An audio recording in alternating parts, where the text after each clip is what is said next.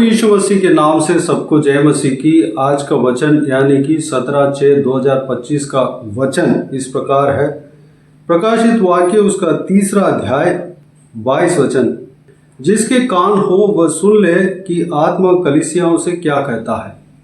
मेरे प्रियो, ये जो आदेश जो है, आज्ञा जो है, लौदीकिया देश में जो कलीसिया परमेश्वर की ओर से निर्माण किया गया था, स्वर्ग की ओर से निर्माण किया गया था, उस कलीसिया को परमेश्वर संदेश देता है। इस धरती में, इस दुनिया में जो भी कलीसियाएं हैं, जो सच्चे कलीसिया जो परमेश्वर चलाता है, उसको परमेश्वर प्रभु यीशु मसीह निर्माण किया।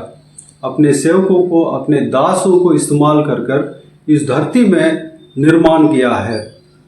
यहाँ पर इस किताब में जब हम देखते हैं, स्वर्ग में हर एक कलीसिया का एक जो है लाइट जलता है, वहाँ पर बत्ती जलता है। तो लौदीकिया देश जो कलीसिया थी, उसके विषय में उसके एक जो लाइट जो है परमेश्वर के आगे हमेशा जलता रहता है। उसको परमेश्वर स्मरण करते रहते हैं, उनको नोट करते रहते हैं, उनको वॉच करते रहते हैं, कलीसिया क्या कर रहा है, कलीसिया को सलाह देते रहते हैं। क्योंकि कलीसिया जो है एक सही मार्ग में चलना चाहिए, वो प्रभु यीशु मसीह चलाते हैं। कलीसिया जो है स्वर्ग में प्रवेश होना चाहिए, कलीसिया के लोग स्वर्ग में प्रवेश होना चाहिए। कलीसिया जो है कौन है? एक झुंड जो परमेश्वर के शरीर के अंग, कई अंगों को मिलाकर एक कलीसिया बनता है।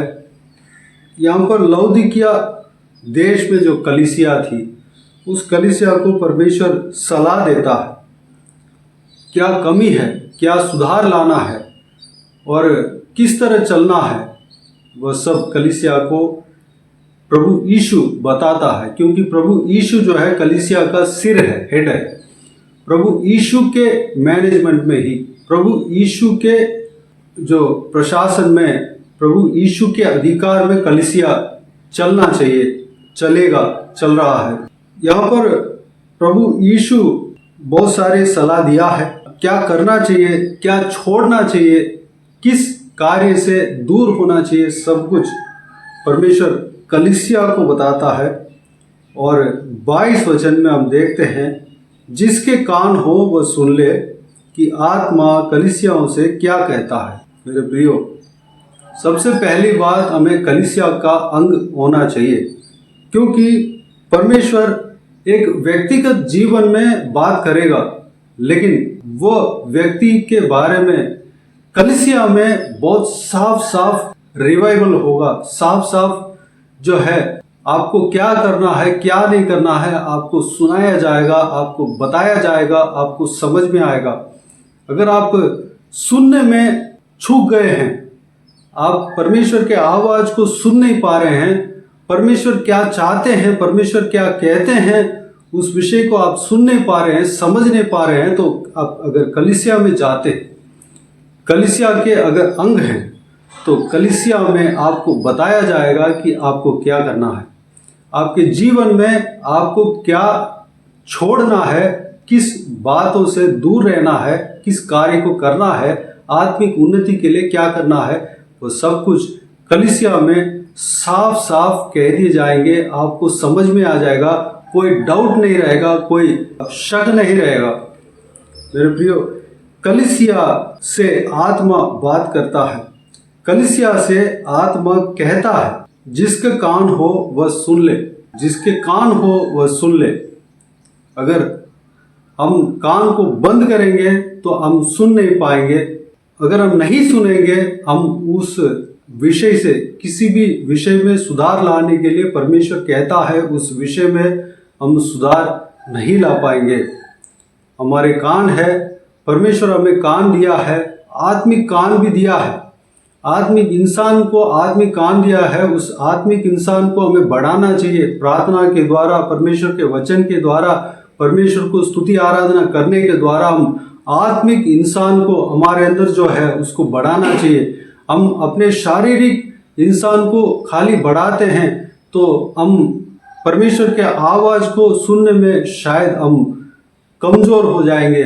हम अपने आप को आत्मिक में बढ़ाना है, आत्मिक इंसान को बढ़ाना है, आत्मिक इंसान को भोजन देना है, आत्मिक इंसान को बलवंत करना है। उसका भोजन क्या है? प्रार्थना, बाइबल वचन, धन्यवाद देना और फास्टिंग करना, फास्टिंग रहकर प्रार्थना करना, ये सब आत्मिक इंसान को हम भोजन दे रहे हैं। इस कार्य में हमें लगना है, हमें आत्मिक इंसान को बढ़ाना है, तब हम परमेश्वर के आवाज़ को साफ साफ सुन सकते हैं, अच्छी तरह हम समझ सकते हैं। परमेश्वर हमारे जीवन में क्या चाहते हैं हम जान सकते हैं। मेरे प्रियो, अगर हम कलीसिया में नहीं जाते तो हमारे विषय में परमेश्वर क्या कहते हैं हमें जानने में कमज़ोर रहेंगे, क्योंकि जो एक दर्शन जो है, एक रिवाइवल जो है, एक जो है परमेश्वर जिस जगह पे अच्छी तरीके से बात करते हैं वो जगह है कलीसिया। कलीसिया में जाना चाहिए, कलीसिया में हमें पार्टिसिपेट करना चाहिए, कलीसिया में एक मेंबर बनना चाहिए, कलीसिया के अंग बनना चाहिए, वो ज़रूरी है। एक मसीह व्यक्ति को ये कार्य जो है बहुत ही ज़रूरी है।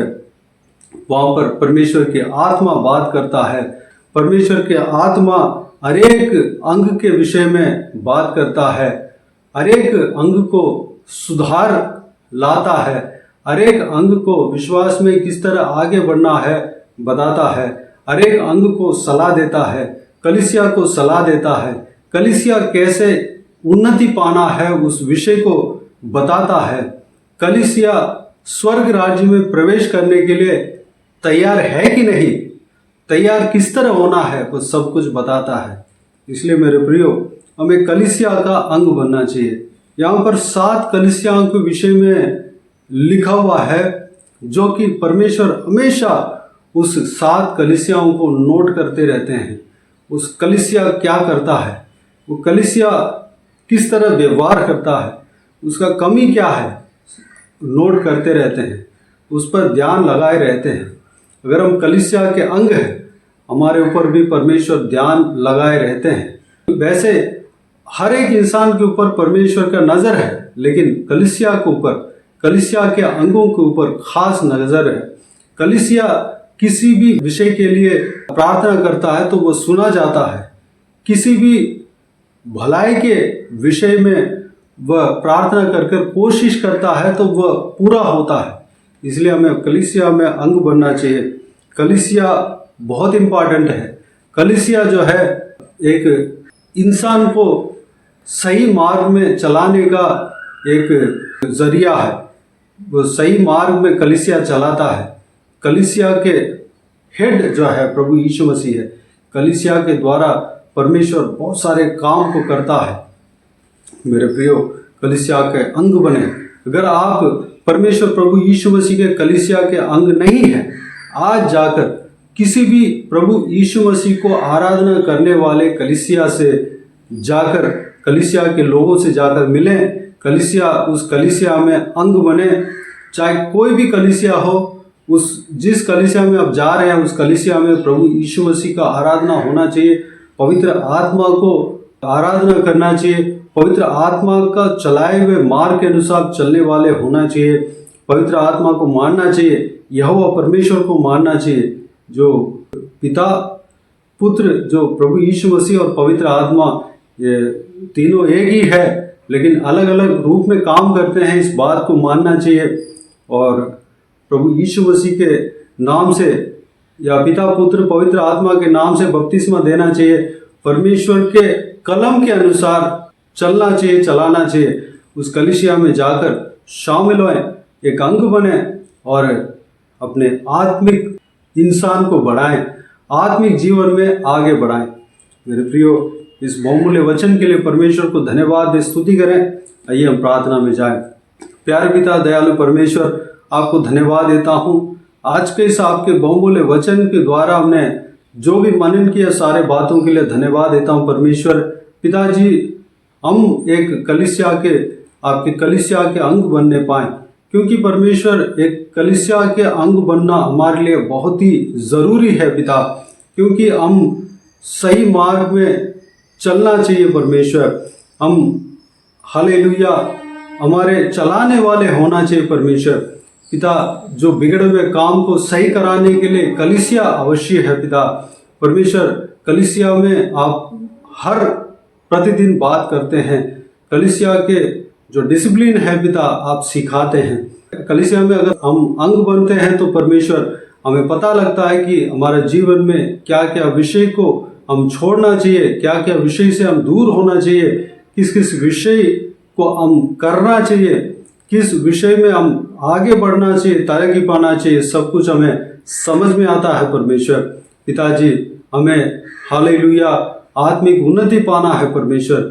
हम अपने आप को हालेलुया परमेश्वर आपके वचन को सुनने के लिए पिताजी, आपके आवाज़ को सुनने के लिए तैयार करना है पिता परमेश्वर, तैयार करना परमेश्वर। धन्यवाद आपके वचन को पढ़ने पाए, मनन करने पाए, आपको स्तुति आराधना करने पाए, प्रार्थना में लगे रहने पाए परमेश्वर, उपवास करने पाए, ताकि हमारे आत्मिक इंसान बढ़ने पाए, हमारा आत्मिक इंसान जो हमारे अंदर है पिता वो बलवंत होने पाए, ताकि आपके आवाज़ को हम सुन सके परमेश्वर। धन्यवाद हालेलुया। इस वीडियो को देखने वाले हर एक जनों के जीवन में इसी तरह कार्य करना पिता, किसी को भी कोई भी कमी गली ना होने देना, भरपूर आशीष देना।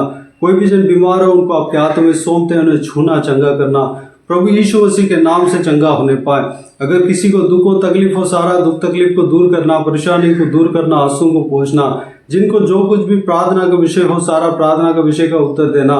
महिलाओं को आपके हाथों में सौंपते हैं, छोटे बच्चों को आपके हाथों में सौंपते हैं, बुजुर्ग व्यक्तियों को आपके हाथों में सौंपते हैं। इस वीडियो को देखने वाले हर एक जनों को आपके हाथों में सौंपते हैं पिता। हर एक के संग रहना, सुरक्षित रखना, बुराई से बचाना, दुष्ट मनुष्य से बचाना, दुष्ट लोगों से बचाना। हालेलुया हर एक काम में आशीष देना, चाहे नौकरी करते हैं, पढ़ाई करते हैं, बिजनेस करते हैं या घर का काम करते हैं, सारे कामों में आशीष देना, तरक्की देना, उन्नति देना। बाकी सारे बातों को आपके हाथों में सौंपते हैं। सारा आदर महिमा जलाल आपको मिलते रहे। सारा दुआ प्रार्थना को प्रभु यीशु मसीह के नाम से मांगते हैं, सुन और ग्रहण कर। आमीन आमीन। प्रभु यीशु मसीह के नाम से प्रभु यीशु मसीह का आशीष और अनुग्रह सभी के ऊपर बने रहे।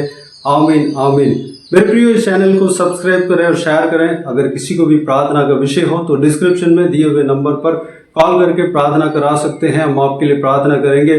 आप अपने व्यक्तिगत प्रार्थना में हमारे लिए प्रार्थना कीजिए, इस सेवकाई के लिए, इस सेवकाई का उन्नति के लिए, इस सेवकाई में जुड़े हुए हर एक जन के लिए, हर एक आत्मिक उन्नति के लिए, तरक्की के लिए, आत्मिक आशीष के लिए, संसारिक आशीष के लिए, पारिवारिक आशीष के लिए प्रार्थना करें। प्रभु यीशु आप सबको आशीष दे। इस सेवकाई के द्वारा परमेश्वर आपके जीवन में कार्य किया हो वो भी हमें बता सकते हैं, ताकि हम सब मिलकर परमेश्वर को धन्यवाद दे सके, महिमा कर सके। प्रभु यीशु आप सबको आशीष दे। आमीन आमीन।